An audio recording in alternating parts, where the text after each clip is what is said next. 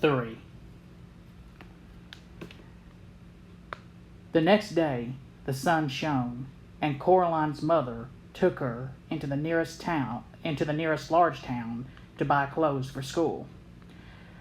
They dropped her father off at the railway station.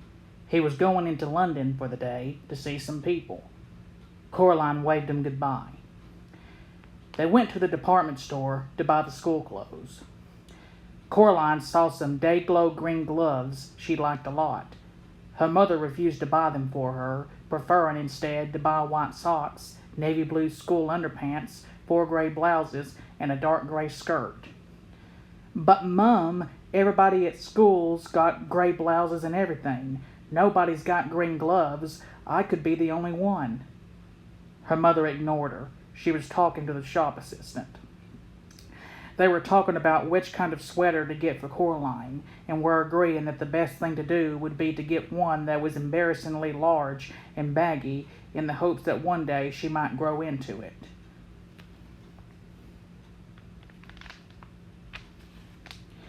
Coraline wandered off and looked at a display of Wellington boots shaped like frogs and ducks and rabbits. Then she wandered back. "Coraline, oh, there you are. Where on earth were you?"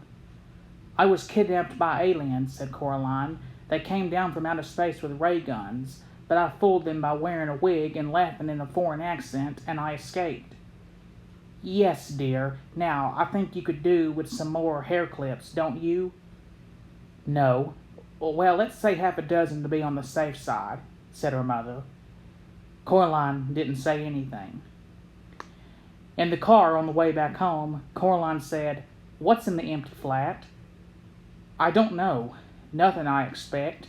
It probably looks like our flat before we moved in. Empty rooms." "Do you think you could get into it from our flat?"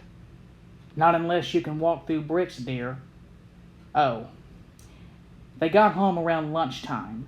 The sun was shining, although the day was cold. Coraline's mother looked in the fridge and found a sad little tomato and a piece of cheese with green stuff growing on it. There was only a crust in the bread bin. "I'd better dash down to the shops and get some fish fingers or something," said her mother. "Do you want to come?" "No," said Coraline. "Suit yourself," said her mother, and left. Then she came back and got her purse and car keys and went out again. Coraline was bored. She flipped through a book her mother was reading about native people in a distant country, how every day they would take pieces of white silk and draw on them and wax, then dip the silks in dye, then draw on them more and wax and dye, then some more, then boil the wax out in hot water, and then finally throw the now beautiful cloths on a fire and burn them to ashes. It seemed particularly pointless to Coraline, but she hoped that the people enjoyed it. She was still bored, and her mother wasn't yet home. Coraline got a chair and pushed it over to the kitchen door. She climbed onto the chair and reached up. She got down, then got a broom from the broom cupboard.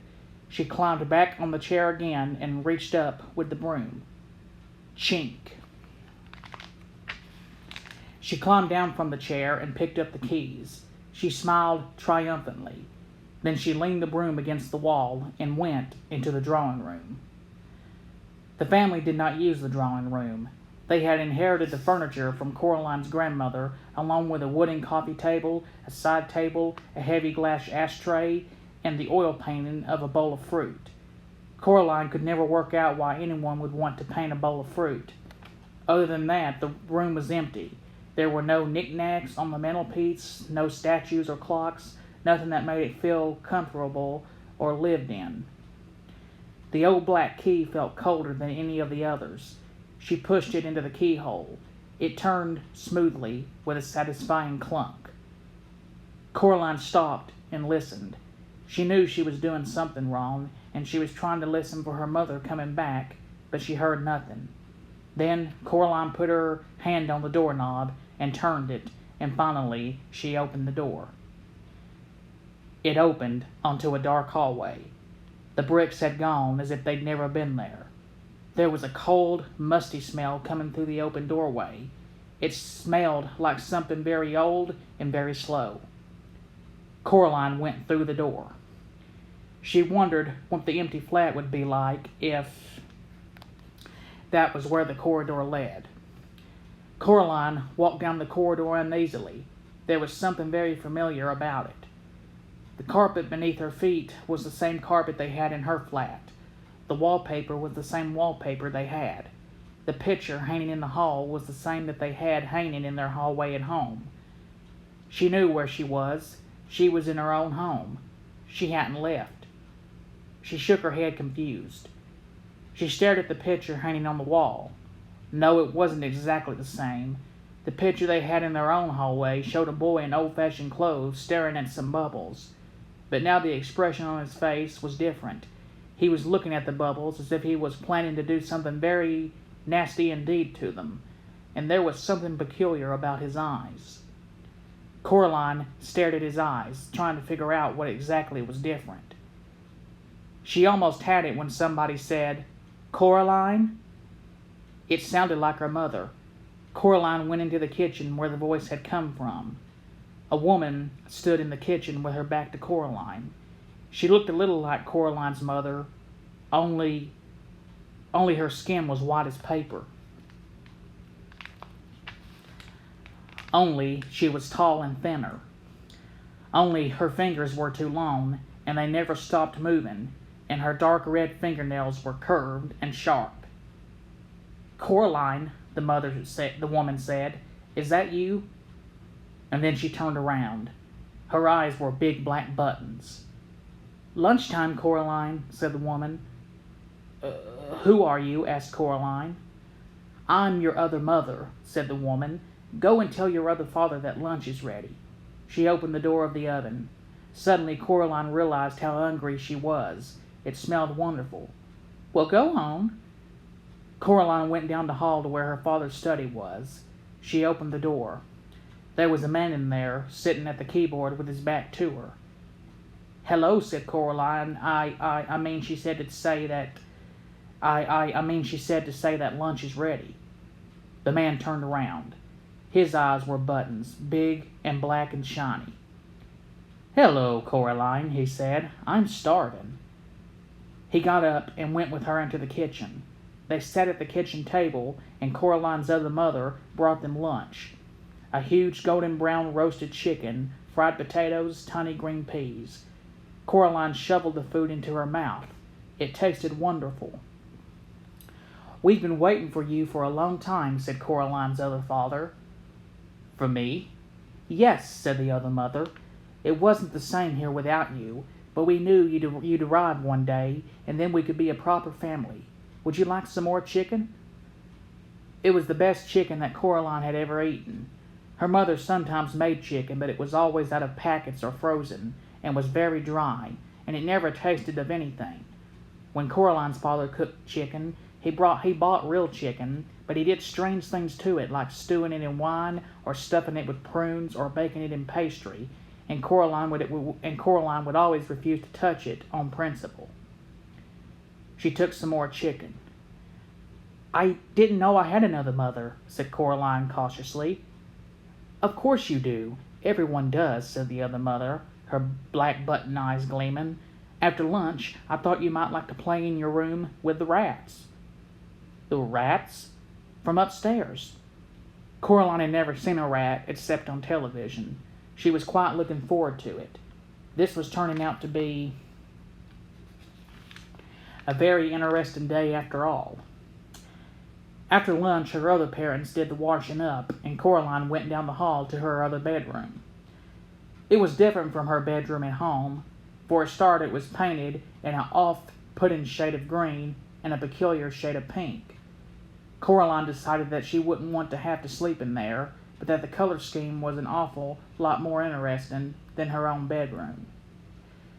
There were all sorts of remarkable things in there she'd never seen before.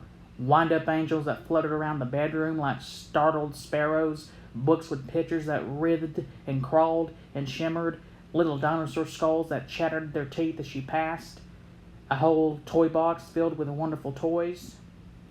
"This is more like it," thought Coraline. She looked out of the window. Outside, the view was the same one she saw from her own bedroom. trees, fields, and beyond them, on the horizon, distant purple hills. Something black scurried across the floor and vanished under the bed. Coraline got down on her knees and looked under the bed. 50 little red eyes stared back at her. "Hello," said Coraline. "Are you the rats?" They came out from under the bed, blinking their eyes in the light. They had short, soot-black fur, little red eyes, pink paws like tiny hands, and pink hairless tails like long, smooth worms. "Can you talk?" she asked. The largest, blackest of the rats shook its head. It had an unpleasant sort of smile, Coraline thought. "Well," asked Coraline, "what do you do?" The rats formed a circle. Then they began to climb on top of each other carefully, but swiftly, until they had formed a pyramid with the largest rat at the top. The rats began to sing in high, whispery voices. "We have teeth and we have tails, we have tails, we have eyes. We were here before you fell, you will be here when we rise." It wasn't a pretty song. Coraline was sure she'd heard it before or something like it, although she was unable to remember exactly where. Then the pyramid fell apart and the rats scampered, fast and black, toward the door. The other crazy old man upstairs was standing in the doorway, holding a tall black hat in his hands. The rats scampered up him, burrowing into his pockets, into his shirt, up his trouser legs, down his neck. The largest rat climbed onto the old man's shoulders, swung up on the long gray mustache, past the big black button eyes, and onto the top of the man's head. In seconds, the only evidence that the rats were there at all were the restless lumps under the man's clothes forever, sliding from place to place across him, and there was still the largest rat, who stared down with glittering red eyes at Coraline from the man's head. The old man put his hat on, and the last rat was gone. "Hello, Coraline," said the other old man upstairs. "I heard you were here. It is time for the rats to have their dinner, but you can come up with me if you like, and watch them feed." There was something hungry in the old man's button eyes that made Coraline feel uncomfortable. "No, thank you," she said. "I'm going outside to explore." The old man nodded very slowly. Coraline could hear the rats whispering to each other, although she could not tell what they were saying. She was not certain that she wanted to know what they were saying. Her other parents stood in the kitchen doorway as she walked down the corridor, smiling identical smiles and waving slowly. "Have a nice time outside," said her other mother. "We'll just wait here for you to come back," said her other father. When Coraline got to the front door, she turned back and looked at them. They were still watching her, and waving and smiling. Coraline walked outside and down the steps.